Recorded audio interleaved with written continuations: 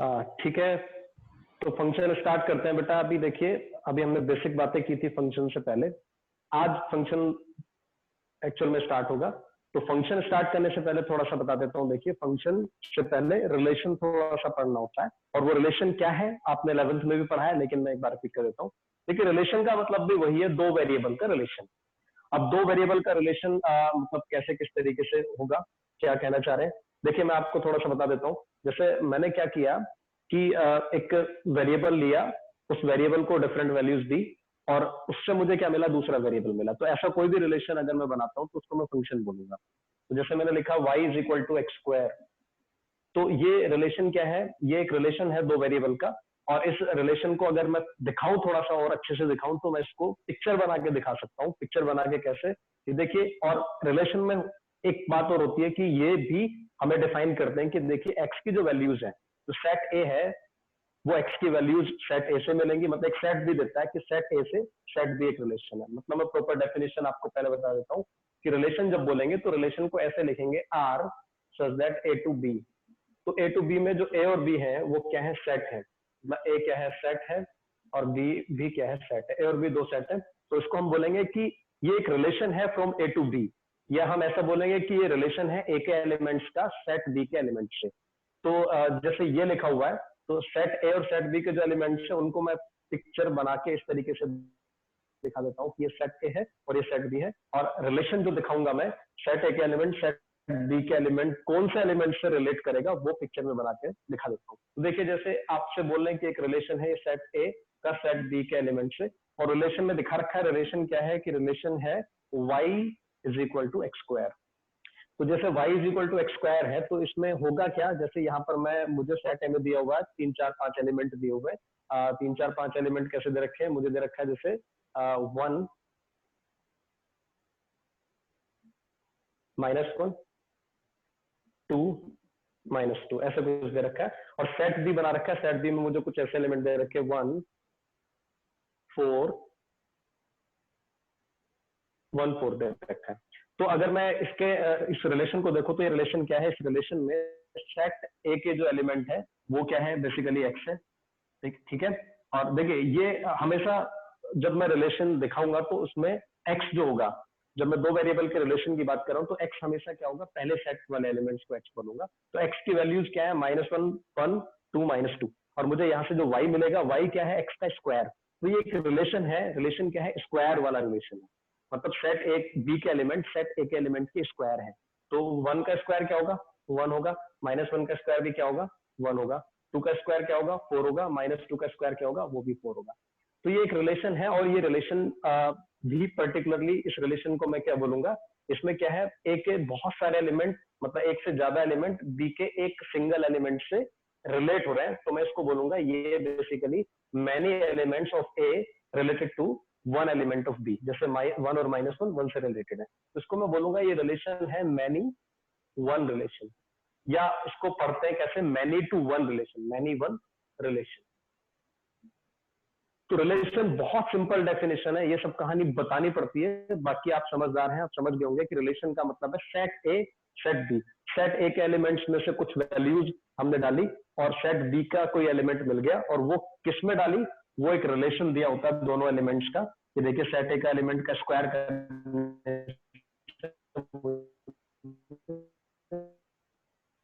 लिया, ये एग्जांपल मैं ले रहा हूँ। इसमें मैं सेट ए मैं रिलेशन ले लेता हूँ y is equal to 2x + 3। तो ये रिलेशन लिया, और मैंने यहाँ पर सपोज एलिमेंट है 1 2 3, और इधर एलिमेंट है 5 7 और 9। तो इसमें क्या होगा, देखिए 1 जब मैं रखूंगा, मतलब इस सेट का एलिमेंट x की वैल्यू जो होगी इस सेट से मिलेगी। तो 1 रखूंगा, क्या मिलेगा, देखिए 2 + 3 5। तो 1 किससे रिलेटेड है, 5 से। 2 किससे, 7 से। 3 किससे, 9 से। तो रिलेशन का सिंपल इतनी कहानी है कि आपको एक सेट, एक वेरिएबल जो एक सेट से मिलेंगे, वो दूसरे वेरिएबल जो दूसरे सेट में होंगे उनसे एसोसिएटेड होंगे। किस तरीके से होंगे, वो रिलेशन हमें एक्सप्रेशन में या वर्ड्स में दिखा रखा होगा। यहाँ एक्सप्रेशन में दिखा रहा हूँ, वर्ड्स में भी बोल सकता है। ऐसा भी बोल सकता है कि एलिमेंट मतलब ऐसा बोल सकते हैं कि element of B square of element of, ऐसे वर्ड्स में भी डिस्क्राइब कर सकता है, और भी कोई रिलेशन हो सकता है, लेकिन मैं आपको अभी एक्सप्रेशन की फॉर्म में ही बता रहा हूँ। चलिए, तो इसको मैं क्या बोलूंगा, देखिए एक एलिमेंट एक से ही एसोसिएटेड है, तो मैं इसको बोलूंगा 1 to 1 रिलेशन। हम फंक्शन पे जब आएंगे तो इन्हीं बातों का, इनमें से ही कोई कंक्लूजन निकालेंगे और वो कंक्लूजन फंक्शन बन जाएगा। तो क्या कंक्लूजन होगा वो भी बात करेंगे। तो ये मैनी वन रिलेशन हो गए, वन वन रिलेशन। और देखते हैं, जैसे मैंने एक और बनाया जिसमें मैं क्या ले रहा हूँ, सेट ए सेट बी। मैंने लिखा Y square is equal to X. तो Y square is equal to X में क्या हो रहा है, इसमें मतलब जो आउटपुट है, जो वाई की वैल्यू है, मतलब उल्टा है एक तरीके से। यहाँ पर क्या था कि देखिए जो सेट बी का एलिमेंट है वो सेट ए के एलिमेंट के स्क्वायर है, तो इसमें उल्टा है। इसमें क्या है कि सेट ए के एलिमेंट को का स्क्वायर रूट सेट बी के एलिमेंट है, या ऐसा बोलो कि सेट बी के element is equal to set A का एलिमेंट का स्क्वायर रूट। तो कुछ इस तरीके से बना है, जैसे मैं इधर 1 ले रहा हूँ, तो 1, अब -1 तो नहीं रख सकता मैं, -1 का अंडर रूट तो रियल नंबर नहीं होगा। तो 1, जैसे मैं यहाँ 2-3 एग्जांपल लेता हूँ, 1 4 9। तो अगर x 1 होगा तो y की दो वैल्यूज मुझे मिलेंगी, 1 और -1।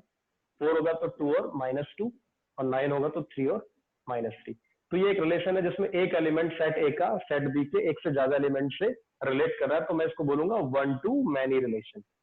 1 to many रिलेशन, तो ये 1 to many रिलेशन है। तो हमने क्या पढ़ा, many to one relation, 1 to 1 relation, मतलब मैनी टू वन मतलब सेट ए का एक से ज्यादा एलिमेंट सेट बी के यूनिक एलिमेंट से रिलेट हो रहा है। फिर हमने पढ़ा सेट ए का एक एलिमेंट सेट बी के एक ही एलिमेंट से रिलेट हो रहा है। फिर हमने पढ़ा सेट ए का एक एलिमेंट सेट बी के एक से ज्यादा एलिमेंट से रिलेट हो रहा है। इसके अलावा क्या है, एक और बचता है, देखिए मैनी 1 हो गया, 1 1 हो गया, 1 to many हो गया, मैनी टू मैनी भी बन सकता है। जैसे एग्जाम्पल देखिए, ये सेट ए, ये सेट बी, और मैंने एक रिलेशन लिया Y square is equal to x square. तो Y square is equal to x square, ये रिलेशन मैनी टू 1 होगा। देखिए आप, अगर जैसे मैं यहाँ -1 लेता हूँ और 1 लेता हूँ, -1 एंड 1, तो -1 और 1 अगर x के प्लेस पर रखूंगा तो दोनों का इधर राइट हैंड साइड क्या बनेगा, 1, और वाई स्क्वायर 1 होगा तो वो क्या बनेगा, वाई स्क्वायर 1, तो वाई क्या होगा, +1 b और -1 b। तो -1 से भी 1 एसोसिएट होगा, 1 से भी होगा, -1 से भी होगा, +1 से भी होगा। तो ऐसे आगे भी मैं लिख सकता हूँ 2 और -2, और इधर क्या 2 और -2, तो ये इससे भी एसोसिएट होगा, इससे भी होगा, इससे भी होगा, इससे भी होगा। तो इसको मैं क्या बोलूंगा, many one relation, many many relation. तो रिलेशन में तो कुछ भी, इनमें से कोई भी हो सकता है। तो रिलेशन का मतलब दो वेरिएबल का एक रिलेशन है जिसमें सेट ए, फर्स्ट वेरिएबल की वैल्यूज सेट ए से मिलेंगी, सेकंड वेरिएबल की वैल्यूज सेट बी से मिलेगी, और वो किसी भी टाइप का रिलेशन हो सकता है। सेट ए के एक से ज्यादा एलिमेंट सेट बी के एलिमेंट से एसोसिएट हो सकते हैं, सेट ए का एक एलिमेंट सेट बी के एक एलिमेंट से रिलेट कर सकता है, सेट ए का एक एलिमेंट सेट बी के एक से ज्यादा से रिलेट कर सकता है, सेट ए के बहुत सारे एलिमेंट सेट बी के बहुत सारे एलिमेंट से भी रिलेट कर सकते हैं। तो इसको हम रिलेशन बोल रहे हैं। बहुत सिंपल कहानी है, दो वेरिएबल का रिलेशन। अब बात करते हैं फंक्शन की। तो फंक्शन क्या होता है बेटा, फंक्शन इन्हीं में से होता है। तो फंक्शन भी एक रिलेशन होता है, ऐसा रिलेशन होता है जिसमें each element of set A, each element of set A is associated to unique element of set B. Set A का हर एक एलिमेंट सेट बी के यूनिक एलिमेंट से रिलेट होना चाहिए। मतलब बेसिकली हम ऐसा बोलेंगे कि देखिए ऐसा ना हो जाए, क्या बोल रहा हूं मैं, सेट ए का हर एलिमेंट सेट बी के यूनिक एलिमेंट से रिलेट होना चाहिए। मतलब एक एलिमेंट एक से ज्यादा से रिलेट नहीं होना चाहिए। तो इसका मतलब 1 to many कहीं पर लिखा है ये, तो ये फंक्शन नहीं होगा। 1 to many मतलब एक इनपुट से एक से ज्यादा आउटपुट नहीं मिलने चाहिए। ये भी मैनी टू मैनी, ये भी नहीं होगा। जैसे मैं -1 से यहाँ मुझे दो एलिमेंट रिलेट कर रहे हैं, -1 से -1 भी कर रहा है, 1 भी कर रहा है, तो ये फंक्शन नहीं होगा। ये वाला रिलेशन दो वेरिएबल का, ये वाला रिलेशन फंक्शन नहीं होगा। ये होगा, हाँ बिल्कुल होगा, एक से ही एसोसिएट हो रहा है। क्या ये मैनी टू 1 ये होगा, हाँ ये भी होगा। मैंने बताया एक एलिमेंट एक से ज्यादा से एसोसिएट नहीं होना चाहिए। तो 1 तो खाली 1 से ही है ना, देखिए अब -1 भी खाली 1 से ही है, एक एलिमेंट एक से ज्यादा से एसोसिएट नहीं हो रहा है। 1 to many नहीं होना चाहिए, मतलब इधर वाला एक एलिमेंट इधर वाले ज्यादा से एसोसिएट नहीं होना चाहिए। तो ये फंक्शन की डेफिनेशन है कि देखिए set A to set B, एक relation R A to B को हम फंक्शन बोलेंगे, और फंक्शन का एक ऐसे लिखते हैं, फंक्शन का एक्सप्रेशन, सेट ए के एलिमेंट सेट बी के एलिमेंट से रिलेट कर रहे हैं सच दैट कि unique element of set A is related to unique element of set B, each element of set A is related to unique element of set B. तो हम ऐसे लिखेंगे, तो ये आर की जगह यहाँ पर क्या जाएगा, एफ आ जाएगा। तो फंक्शन की डेफिनेशन बहुत सिंपल है कि देखिए सेट ए और सेट बी के एलिमेंट को मैं रिलेट कर रहा हूँ, सेट ए का हर एलिमेंट सेट बी के यूनिक एलिमेंट से अगर एसोसिएट हो रहा है या रिलेट हो रहा है तो हम उसको बोलेंगे वो रिलेशन क्या है, फंक्शन है। चलिए ये तो डेफिनेशन हो गई। तो डेफिनेशन का बहुत मोटी मोटी दो बातें डेफिनेशन में निकल के आई, उन दोनों बातों को मैं यहाँ लिख देता हूँ आपके लिए। क्या बातें निकल के आई देखिए, मैं ऐसा बोलूंगा, मैं लिख देता हूँ डेफिनेशन भी यहाँ पर कि देखिए F A to B Y is equal to F x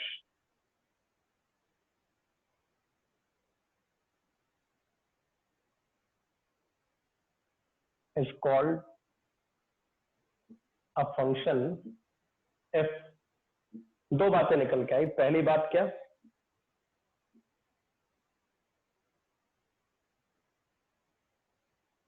one element of set A is related to one element या unique element of B।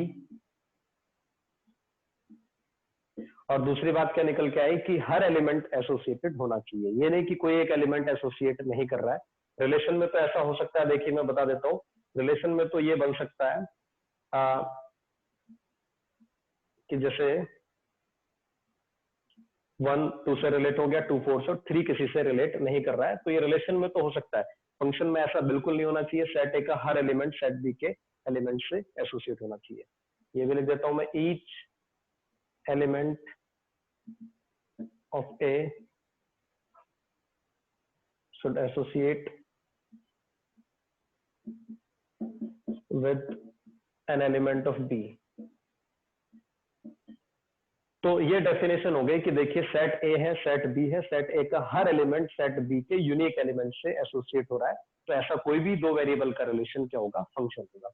तो फंक्शन को प्रॉपर ऐसे लिखते हैं हम, और ऐसे लिखने के बाद जब मैंने ऐसे लिखा फंक्शन को A to B Y is equal to F X, तो ये जो सेट्स हैं इनको हम क्या बोलते हैं, सेट ए क्या है, सेट ऑफ इनपुट्स, तो इसको हम क्या बोलते हैं, डोमेन होता है इसमें। सेट बी वो सेट है जिसमें हमें क्या मिलेंगे, कौन से एलिमेंट्स मिलेंगे, आउटपुट्स मिलेंगे, तो ये इसको बोलते हैं कोडोमेन। और सेट बी हो सकता है कंप्लीट ऑक्यूपाई ना हो, मतलब कुछ ऐसा रिलेशन अगर बनता है तो वो भी फंक्शन होगा, जैसे 1 2 से एसोसिएट हो गया, 2 4 से, और इधर कोई एलिमेंट एक्स्ट्रा है तो ये चल सकता है। ये इधर एलिमेंट एक्स्ट्रा बचा हुआ हो सकता है, इधर नहीं होना चाहिए। मैं दोबारा बता रहा हूँ, इधर का हर एक एलिमेंट इधर के यूनिक एलिमेंट से एसोसिएट होना चाहिए, बस ये डेफिनेशन है। उसने कहीं डेफिनेशन में ये नहीं बोला कि इधर का कोई एलिमेंट अनऑक्यूपाइड रहेगा या नहीं रहेगा, तो रह भी सकता नहीं भी। तो ये 2 4 6 जो है ये कंप्लीट, ये क्या बनेगा, कोडोमेन। और रेंज क्या होती है, बी कोडोमेन हो गया। और रेंज क्या होती है, रेंज होती है सेट ऑफ एसोसिएटेड एलिमेंट या सेट ऑफ आउटपुट्स। तो आउटपुट्स जो है उनका सेट क्या होता है, रेंज होता है, और वो किस में मिलेंगे, in set B, set B में मिलेंगे। मतलब 2,4 क्या बनेगा, जैसे इसकी अगर मैं बात करूं तो इस फंक्शन का डोमेन क्या है, ऐसे लिखूंगा डी एफ, डी एफ मतलब डोमेन ऑफ एफ, वो क्या मिलेगा 1,2। इस फंक्शन का कोडोमेन क्या है, तो कोडोमेन होगा इस फंक्शन का, वो होगा 2 4 6, और इसकी रेंज क्या होगी, रेंज होगी 2,4। तो बहुत सिंपल कहानी है कि देखिए दो वेरिएबल का रिलेशन है जिसमें सेट ए के एलिमेंट फर्स्ट वेरिएबल की वैल्यूज देंगे, सेट बी के एलिमेंट्स में से दूसरे वेरिएबल की वैल्यू मिलेगी, और ऐसे वो कोई एक्सप्रेशन से एसोसिएट हो रहे होंगे किसी रिलेशन से। और कंडीशन क्या है कि हर एक एलिमेंट सेट ए का, हर एक एलिमेंट, हर कोई एलिमेंट उधर यूनिक एलिमेंट से एसोसिएटेड होना चाहिए, तो इसको हम क्या बोलेंगे, फंक्शन बोलेंगे। तो चलिए ये तो डेफिनेशन है। अब बात करते हैं कि देखिए हम जब फंक्शन पढ़ेंगे तो क्या हमें फंक्शन हमेशा इस फॉर्म में मिलेगा या कुछ और फॉर्म में भी फंक्शन मिल सकता है, और हम बहुत सारे टाइप्स पढ़ेंगे। तो चलिए थोड़ा सा हम इसी की बात कर लेते हैं। तो मैं सबसे पहले बात कर रहा हूं आपसे, एक इसमें पॉइंट आता है जिसको बोलते हैं रियल वैल्यूड फंक्शन, जिसको बोलते हैं रियल वैल्यूड फंक्शन। तो ये रियल वैल्यूड फंक्शन क्या होता है? रियल वैल्यूड फंक्शन का मतलब बहुत सिंपल है बेटा, कि ऐसा फंक्शन जिसका डोमेन एंड रेंज दोनों क्या हो? सबसेट ऑफ रियल नंबर्स हो। मतलब हम ऐसा इसको डिफाइन करेंगे, a function whose domain and range are subset of R. अच्छा, जैसे मैं अगर बोल दूं, मैं एक एग्जांपल बोल रहा हूं कि देखिए y is equal to under root x, ये कोई रियल वैल्यूड फंक्शन है। तो इसका मतलब आपसे ये कहना चाह रहा है कि देखिए इसका डोमेन और रेंज आप खुद डिसाइड कीजिए। ये रियल वैल्यूड फंक्शन आप खुद देखिए कि कौन से रियल वैल्यूज ऑफ एक्स इसमें डाले जा सकते हैं और कौन सी रियल वैल्यूज ऑफ वाई आपको मिलने वाली है। तो अगर ऐसे लिखा हुआ है ये रियल वैल्यूड फंक्शन है, तो ऐसा देने के बाद कोई हमें सेट ए सेट बी नहीं दिया, सिंपल ऐसे एक्सप्रेशन दिया, तो हमें खुद डिसाइड करना पड़ेगा कि इसका डोमेन क्या है और इसकी रेंज क्या है। तो डोमेन और रेंज थोड़ा थोड़ा पढ़ा है आपने। तो अगर जैसे ये दिया है तो हम क्या बोलेंगे, अभी मैं आपको बेसिक बताया था, तो उसमें बताया था कि अंडर रूट कब डिफाइन होगा? जब एक्स कैसा होगा? Greater than equal 0। और दूसरी बात रेंज की बात करूं तो ये भी मैं आपको बता चुका हूं कि अंडर रूट किसी भी क्वांटिटी का कैसा आएगा? ये भी ग्रेटर देन इक्वल 0, नेगेटिव नहीं होगा, सबसे छोटा क्या मिलेगा? 0 मिलेगा। और अगर आप थोड़ा सा जानते हैं तो ये प्लॉट भी कर सकते हैं, ये y is equal to root x, basically Y square is equal to x का ही एक पार्ट है। अगर आप इसको लिखते हैं, ऐसे लिख सकते हैं y is equal to plus minus root x, तो ये वही रिलेशन है y पैराबोला वाला रिलेशन। तो पैराबोला कंप्लीट तो ये बनता है, लेकिन अगर इसकी बात करूं मैं तो ये कौन सा वाला है? प्लस वाला। तो प्लस मतलब ऊपर वाला पोर्शन है, खाली नीचे वाले को हटा देता हूँ। तो ग्राफ से भी क्लियर हो रहा है, देखिए जब मैं एक्स 0 से स्टार्ट करके आगे तक की वैल्यूज डालूंगा तो मुझे y क्या मिलने वाला है? कहां तक? इंफिनिटी तक। तो इसकी रेंज क्या होगी? रेंज होगी 0 से इंफिनिटी। डोमेन क्या होगा? 0 से इंफिनिटी। तो रियल वैल्यूड फंक्शन की बात कर रहा हूँ। डोमेन रेंज तो अभी मैं बस आपको ट्रेलर ही दिखा रहा हूँ, बहुत सारी चीजें डोमेन रेंज में आती रहेंगी। और रेंज तो बेटा कंप्लीटली तभी आप अभी इस फंक्शन चैप्टर में भी हर फंक्शन का रेंज नहीं बता सकते। जब आप कैलकुलस में आगे D Y by D X का use, application of D Y by D X पढ़ लेंगे, बहुत सारी चीजें और जान लेंगे, तब जाके कंप्लीट हर फंक्शन के बारे में आप बता पाएंगे इसकी रेंज ये होगी। अभी तो हम टाइप्स पढ़ेंगे कि देखिए इस फंक्शन को इस तरीके से इसका रेंज बता सकते हैं, इसका ऐसे बता सकते हैं, इस फंक्शन की ये प्रॉपर्टीज हैं। अब अगर कोई प्रॉपर्टी नहीं लग रही है, कुछ अजीब सा ही फंक्शन बना के दे रखा है, तो फिर हम कैलकुलस का मतलब D Y by D X का एप्लीकेशन लगाएंगे। चलिए, तो जैसे ये रियल वैल्यूड फंक्शन की मैं बात कर रहा हूँ, तो मैं इसी पे रहता हूँ। चलिए, तो सबसे पहले अभी हम थोड़ा थोड़ा ये जान लेते हैं कि हम कुछ फंक्शन के डोमेन वगैरह कैसे निकालेंगे। तो कुछ बातें हम पढ़ लेते हैं कि देखिए, अगर ये तो हम समझ गए कि अंडर रूट में नेगेटिव नहीं होना चाहिए, डिनोमिनेटर में 0 नहीं होना चाहिए। चलिए मैं एक एग्जांपल ले लेता हूँ।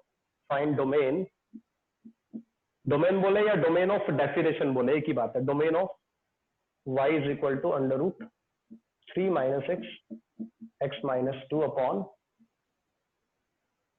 x minus 1 x minus 4 square, x minus 4, बस इतना लिखता हूँ।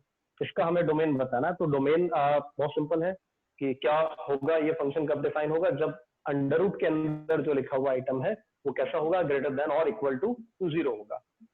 अब इस इनइक्वालिटी को सॉल्व करना है, तो वेवी कर्व आपने पढ़ाई है। क्या करेंगे? Linear factor, linear factor, linear factor, x का कोएफिशिएंट इसमें 1 बना लेंगे, माइनस कॉमन ले लेंगे, माइनस कॉमन लेने के बाद माइनस से डिवाइड कर देंगे। मैं अभी डायरेक्ट कर रहा हूँ, माइनस से डिवाइड करूंगा तो ये साइन चेंज हो जाएगा।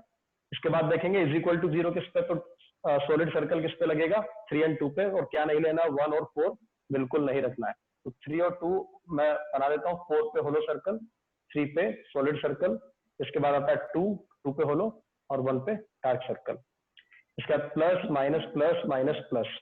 हमें क्या बताना? नेगेटिव कहां पर है? तो एक्स क्या होना चाहिए? 1 इंक्लूडेड, 1 से 2 यूनियन 3 इंक्लूडेड, 3 से लेके 4। तो ये हमारा क्या है? 2 पे ओपन, 4 पे ओपन, 1 और 3 पे क्लोज, ये इसका डोमेन है। तो ये एक फंक्शन है ऐसा, और इसका डोमेन पूछा है, तो कोई हमें सेट ए सेट बी नहीं दिया, ऐसे इस फॉर्म में नहीं दिया हुआ है। ऐसे दिया है तो हमें डोमेन दिया होता है, ये डोमेन होता है, और रेंज इसके अंदर मिलती है, मतलब ये कोडोमेन होता है। तो ऐसा नहीं दिया, अगर हमें कोई सेट नहीं दिए तो हमें फिर रियल वैल्यूज एक्स की देखनी होंगी, जिस पर ये डिफाइंड वैल्यू देगा। डिफाइंड मतलब रियल एंड फाइनाइट वैल्यूज देगा। तो चलिए, तो हम ऐसी बातें अभी करेंगे। अब देखिए, फंक्शन की बात कर रहा हूं, तो फंक्शन में डोमेन के एक दो एग्जांपल और ले लेते हैं। अगर आपको कोई ऐसा फंक्शन, अगला पॉइंट देखिए, अगर कोई आपको ऐसा कुछ मिलता है कि एफ एक्स मिला प्लस जी एक्स मिला प्लस माइनस एच एक्स मिला और आपसे डोमेन पूछ रहे हैं इसका, यहाँ भी मैं कुछ ले लेता हूँ, इसको ले लेता हूँ कैपिटल एच एक्स। इसका डोमेन अगर पूछ रहे हैं तो डोमेन क्या होगा इस फंक्शन का? देखिए आपने एक्स निकाले, एक्स की वैल्यूज फाइंड की जिस पर ये डिफाइन हो रहा है, लेकिन उनमें से कुछ वैल्यूज पर ये डिफाइन नहीं हो रहा, तो आप उन वैल्यूज को नहीं लेंगे फिर, क्योंकि वो ये कंप्लीट फंक्शन को देखना है आपको। तो डोमेन एफ एक्स क्या होगा? डोमेन क्या? एफ इंटरसेक्शन डोमेन क्या? जी इंटरसेक्शन क्या? Domain H x. तो तीनों के डोमेन का क्या लेंगे? इंटरसेक्शन, प्लस या माइनस लगा है। तो अगर इस तरीके से दिया है तो हम फिर इंटरसेक्शन लेंगे। एक एग्जांपल ले लेते हैं, बोले find domain of y is equal to under root 1 minus x plus 1 upon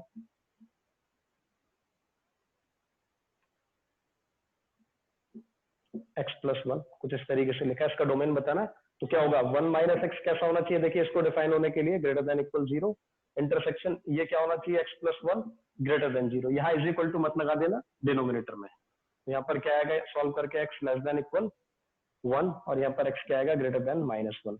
number line पे देखो इंटरसेक्शन देखना है, तो यहाँ पर क्या है? 1 1 पे सॉलिड 1 लेना है, माइनस 1 पे होलो, तो 1 से क्या छोटे x होने चाहिए, 1 से छोटे ये है सब, माइनस 1 से ग्रेटर तो ये सब है। कॉमन क्या जो दोनों में आ रहे हैं, तो माइनस 1 1 पे क्लोज्ड, माइनस 1 पे ओपन।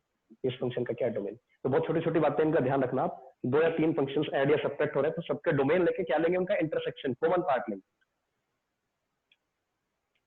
समझ गए होंगे आप इसको? चलिए आगे चलते हैं। देखिए तो फंक्शन की डेफिनेशन हम समझ गए कि फंक्शन की डेफिनेशन क्या है। डेफिनेशन में हमने ज्यादा टाइम नहीं लगाया और फंक्शन की डेफिनेशन का कोई मतलब नहीं है, हम समझ गए, बस एक सिंपल बात समझ गए कि एक रिलेशन है दो वेरिएबल का जिसमें x की हर एक वैल्यू पे y की यूनिक वैल्यू आपको मिल रही है। सेट ए का हर एक एलिमेंट सेट बी के अंदर एक एलिमेंट से ही रिलेट कर रहा है। चलिए अब देखिए, अब हम बात कर रहे हैं कि देखिए सबसे पहले टाइप्स ऑफ फंक्शंस हमें पढ़ने हैं कि हमारे यहाँ पर जो फंक्शंस हैं वो कौन कौन से टाइप्स हैं।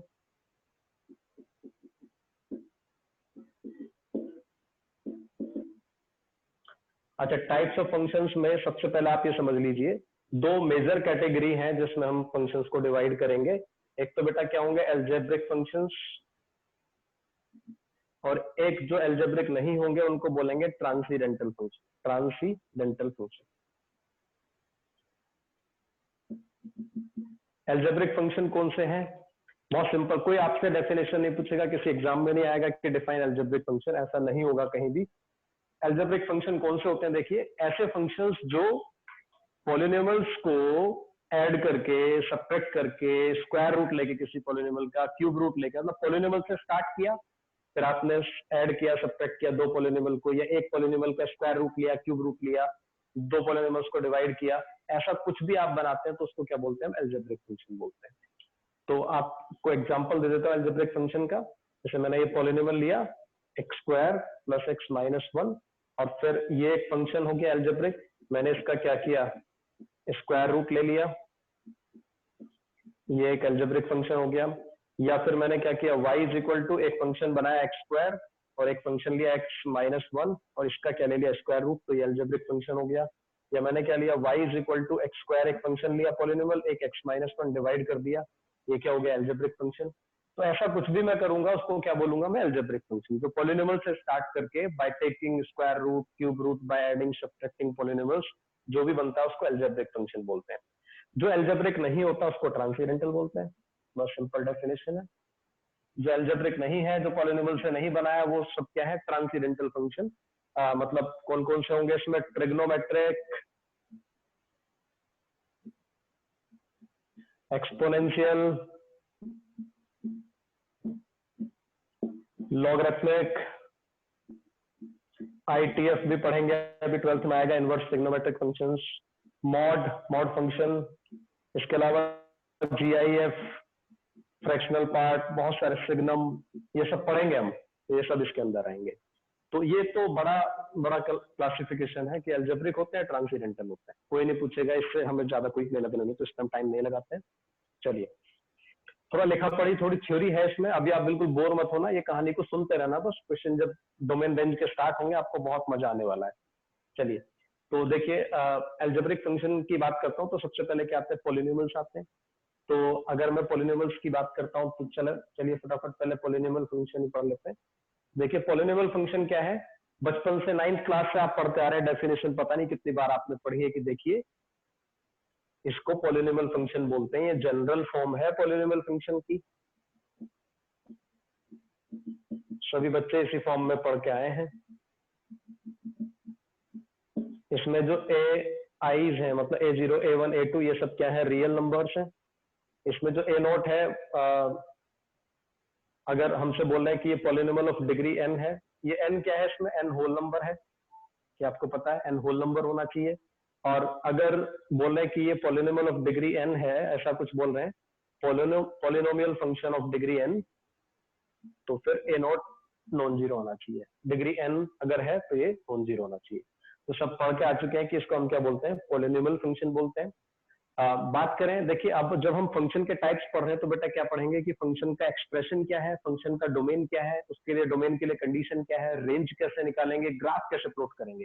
तो पॉलिनोमियल में तो इनफाइनाइट पॉलिनोमियल्स बनते हैं, तो पॉलिनोमियल में तो ये सब बातें ज्यादा हम नहीं करेंगे। बाकी अगले टाइप में हर फंक्शन का ग्राफ, डोमेन, रेंज, उसमें कोई ट्रांसफॉर्मेशन चेंज करेंगे, उसके बारे में पढ़ेंगे। तो चलिए फिर भी मैं पॉलिनोमियल की बात कर देता हूँ। तो कुछ एक दो बातें हम पढ़ लेते हैं पॉलिनोमियल में। देखिए बहुत इंपॉर्टेंट बात है, इसको आप नोट कर लेना, हाईलाइट कर लेना, बहुत इंपॉर्टेंट बात है कि देखिए अगर कोई पॉलिनोमियल कैसा है, ऑड डिग्री पॉलिनोमियल, बहुत इंपॉर्टेंट बात है कि ऑड डिग्री पॉलिनोमियल, जैसे F X is equal to मैंने लिया एक्स क्यूब माइनस, बहुत ज्यादा इंपॉर्टेंट बात है, ऐसा कोई ऑड डिग्री पॉलिनोमियल मैंने लिया, तो ऑड डिग्री पॉलिनोमियल का जो रेंज आएगा, आउटपुट्स जो मिलेंगे, अगर डोमेन, अगर उसने बोल रखा है कि एक्स रखो आप सब कुछ माइनस इंफिनिटी से इंफिनिटी, अगर बेटा डोमेन रियल है तो रेंज भी क्या होगा, ऑल रियल वैल्यूज होगा। तो मैं लिख देता हूं कि for odd degree polynomial, for odd degree polynomial, if domain is R then range is also R. Range भी क्या होगा, आर होगा, मतलब कंप्लीट सारी वैल्यूज लेगा। अगर मैं प्लॉट करता हूं, प्लॉट करूंगा जब, तो मैं यहां से यहां तक अगर स्टार्ट करता हूं वैल्यू, तो ग्राफ यहां से यहां तक ऊपर तक जाएगा। अब ग्राफ कैसे बनेगा उसमें तो बहुत सारी बातें अभी हम करेंगे, लेकिन मैंने सीधी सीधी बात बता दी आपको। देखिए आप चाहे समझ लीजिए खुद, देखिए जब एक्स माइनस इंफिनिटी होगा तो इसकी वैल्यू माइनस इंफिनिटी आएगी, और ये वैल्यूज इसके मुकाबले बहुत छोटी होंगी, तो माइनस इंफिनिटी आएगा, और जब एक्स इंफिनिटी होगा तो प्लस इंफिनिटी आएगा। अब बीच की सारी वैल्यूज फंक्शन लेता हुआ चलेगा। ये खास बात है पॉलिनोमियल्स में कि आपको सबसे छोटी और सबसे बड़ी वैल्यू अगर पता है तो बीच की तो वैल्यूज सारी लेके जाएगा। तो इसका वो मैंने लिख दिया। देखिए तो अगर डोमेन रियल है तो रेंज कैसा होगा, रियल होगा। दूसरी जो खास बात है पॉलिनोमियल में वो समझने कि अगर इवन डिग्री पॉलिनोमियल है तो फिर बेटा सारी वैल्यूज नहीं लेगा।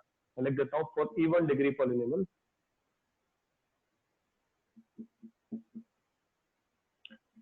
Range as subset of R. Range subset of R मतलब real number complete minus infinity से इंफिनिटी सारी वैल्यूज नहीं लेगा, और उनका सबसेट क्या बनेगा, रेंज बनेगा। तो ये बात आपको याद रखनी है। जैसे अगर मैं y इज इक्वल टू इसकी बात करता हूँ, x square plus x plus, जहां से टर्म लेगा उससे नीचे की वैल्यूज फिर नहीं देगा, उससे नीचे की वैल्यूज रेंज में नहीं आएंगी। तो अगर सारे आउटपुट्स नहीं आएंगे।